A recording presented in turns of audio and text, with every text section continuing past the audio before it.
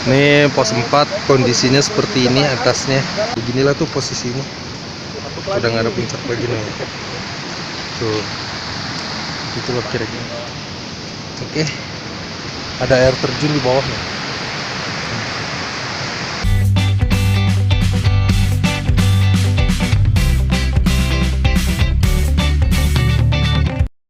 Assalamualaikum warahmatullahi wabarakatuh. Kembali lagi di channel Abbas Melki. Salam penikmat petualang. Semoga kalian baik-baik saja dimanapun anda berada. Kali ini aku akan menceritakan cerita pendakianku yang ketiga, yaitu ke Gunung Slamet via Guci, hari Senin sampai Rabu tanggal 8 sampai 10 Februari 2021. Kita buka open trip selama 2 minggu. Sebelum pendakian akhirnya terkumpul 8 orang, dan kali ini cowok semua. Lalu persiapan keberangkatan, kita berangkat itu hari Minggu malam jam 9, mulai dari daerah Tangerang menuju langsung camp Gunung Slamet via Guci. Jadi kita selama perjalanan itu dari jam 9 sampai ke camp Gunung Guci jam 3 subuh. Dan juga dekat Gunung Slamet itu kabut tebal gitu, jadi di mobil itu kita jalan bener-bener pelan-pelan dan hati-hati banget. Kita nggak bisa terlalu terburu-buru. Nah akhirnya sampai di camp jam 3, kita istirahat, kita tidur sampai setengah 6. Hari pertama pendakian, hari Senin tanggal 8, kita sampai di base camp Slamet via Guci. Tanggal 6 kita bangun, kita sholat, terus kita makan. Habis itu kita persiapan packing alat-alat dan juga bagi-bagi logistik. Nah pada pagi itu sebelum pendakian aja kondisi sudah mulai turun hujan. Jadi lumayan cukup deras hujannya. Naik itu kondisi pakai baju pendek, celana pendek supaya tidak kedinginan karena memang hujan. Jadi bedanya kalau hujan itu lebih anget gitu ya, badan nggak terlalu dingin. Tapi kalau kelamaan juga tetap dingin. Tapi kita tetap jalan pelan-pelan.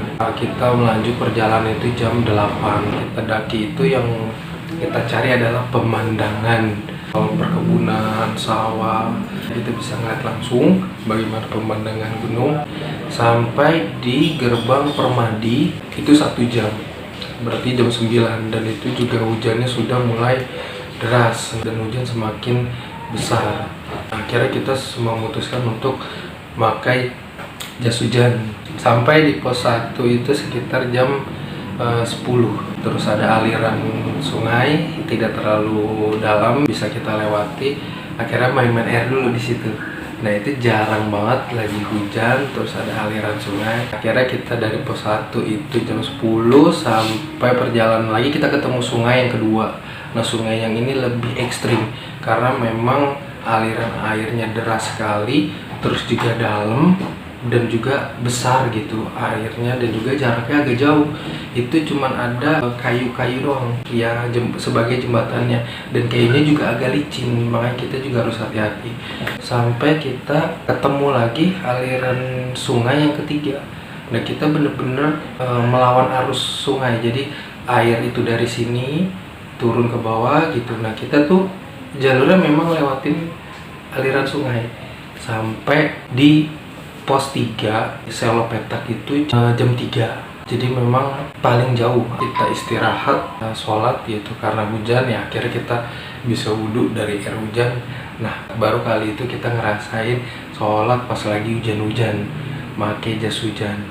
Mantep benar itu rasanya. Kita nggak bisa makan karena memang hujan. Di Selo Petak itu sampai jam 4 kita lanjut lagi, dan itu bener-bener jalannya itu udah hujan deras, juga kaki kita udah kerendam sama air tuh semata kaki. Jalurnya juga kecil gitu, hanya untuk pendaki aja. Kanan kiri udah pohon-pohon tinggi nggak kelihatan, dan kabut juga semakin tebal.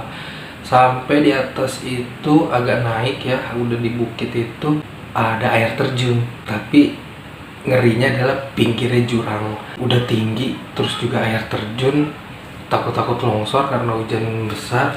Biar kita buru-buru kita naik lagi, cari tempat yang lebih aman. Sebelum sampai jam 6 itu kabut mulai turun tuh, mulai tebal lagi. Terus juga kondisi kita karena kedinginan juga udah diguyur hujan. Dari jam 8 sampai jam 6 itu tetap diguyur hujan. Akhirnya kita bikin 2 tim. Jadi 4 orang yang pertama ini naik duluan untuk mendirikan tenda dan mencari tempat untuk bikin tenda. Nah, 4 orang ini nih termasuk saya itu paling belakang. Dan akhirnya tas saya juga dibawain lagi nih sama teman saya karena memang udah nggak kuat, kaki udah pegel. Badan mah dibilang capek mah enggak, cuman kaki untuk dibawa ngelangkah tuh berat. Akhirnya kita duduk dulu sebentar. Jam 7 akhirnya kita sampai di pos 4 Ranu Amreta. Akhirnya kita sudah siap-siap bikin tenda, kita bikin berhadap-hadapan supaya kita bisa masak. Nah, yang lucu lagi ketika sudah sampai di atas itu, jadi ada nih founder kita lagi bikin tali jemuran. Jadi antara satu pohon ke pohon lain tuh sama dia dibikin tali. Nah, niatnya buat gantung baju yang basah gitu, dijemur. Nah, cuma karena kondisinya malam, dia tuh teriak, "Woi, senterin." Akhirnya gak ada yang senterin. Dia bikin jalan-jalan gak ngeliat di situ ada turunan. Akhirnya kepleset, sebelah di situ. Dia teriak, "Aduh!" Terus kita lihat, atau kakinya doang. Itu kenapa itu? Akhirnya kita tolongin, terus juga kita senterin. Dia marah-marah, dorong dari tadi minta disenterin, gak disenterin. Nah, sampai jam 8 tenda udah berdiri. Akhirnya kita mulai ganti baju, ganti-gantian tuh masuknya. Terus kita mulai masak, mulai makan, minum, bikin minuman hangat. Terus juga kita istirahat sembari ngobrol di dalam tenda sampai jam 10. Akhirnya kita tidur dan istirahat. Nah, pada saat malam itu jam 3 ada yang ngajakin ke puncak, pendaki lain ternyata. Kita naik itu pendaki hanya 3 tim, tapi yang 1 tim ini kita mau naik, dia malah turun gitu. Jadi di atas cuma ada 2 tim doang kita. Lalu hari kedua pendakian Gunung Selamat Via Guci itu berarti tanggal 9 Februari 2021. Kita bangun jam setengah 6, kita sholat subuh. Habis itu juga kita makan lagi. Pagi sudah mulai cerah, terus juga pakaian itu sudah kita jemur, udah mulai agak kering tapi tetap masih lembab ya, masih dingin. Kita ngobrol-ngobrol lama di tenda sampai jam 9 itu. Akhirnya kita memutuskan untuk tidak muncak karena malam itu ada yang ngajakin puncak dan ternyata pagi itu dia balik lagi, ternyata memang nggak bisa. Satu faktor cuaca, kedua juga kabut tebal, terus juga masih hujan, yang lain juga ada yang kedinginan, dan juga di atas itu ada aroma belerang, dan itu kecampur kabut itu jadi lebih nyengat baunya. Itu nggak bagus ya katanya buat kesehatan. Akhirnya kita nggak muncak. Sampai jam 9 itu kita packing alat, siap-siap buat turun. Akhirnya kita nggak jadi muncak. Jam 10 kita mulai turun gitu bareng-bareng. Udah nggak ada pendaki lagi yang naik. Nah, akhirnya kan kita turun ngelewatin jalan yang tadi. Lagi hujan juga, turun sambil hujan-hujan, kita pakai baju basah yang tadi kita buat naik, yang udah dijemur, kita pakai yang itu supaya badan kita nggak kedinginan, beradaptasi dengan dingin. Terus baju keringnya kita masukin ke dalam tas. Kita berhenti di pos 3, kita istirahat sebentar, lalu lanjut lagi turun. Dari jam 10 sampai di pos 3 itu kurang lebih jam 12. Nah, dari jam 12 kita istirahat, terus turun lagi sampai di gerbang Permadi itu jam 5 sore. Nah, ini karena kondisi hujan dari pertama naik sampai turun, akhirnya saya nggak banyak dokumentasi dan nggak banyak foto. Susah untuk mengambil shot-shot gambar. Sampai di gerbang Permadi itu istirahat tuh lumayan lama, ada setengah jam. Nah, akhirnya teman saya ini ada satu yang udah gak kuat, dia mesen ojek. Jadi dia turun dari gerbang Permadi itu naik ojek sambil bawa tas gitu. Nah, awalnya tasnya dia itu mau dibawain tuh, akhirnya saya yang bawa gitu. Tapi dia milih naik ojek, dan ternyata dia bawa tas temen yang lain gitu.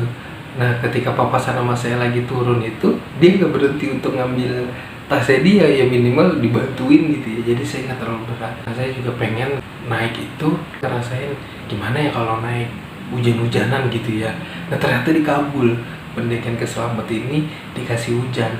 Dari pertama naik, kita mulai dari base camp sampai kita ngecamp di atas pos 4 itu hujan.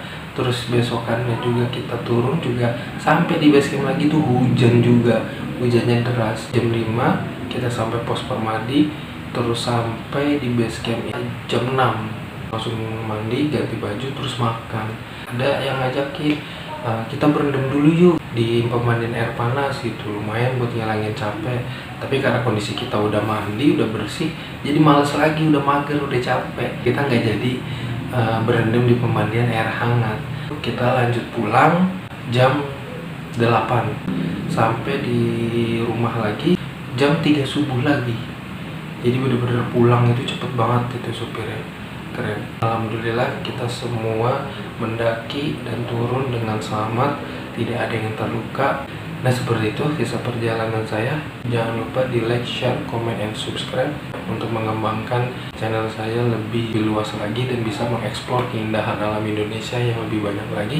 See you next time. Terima kasih. Salam penikmat petualang. Wassalamualaikum warahmatullahi wabarakatuh.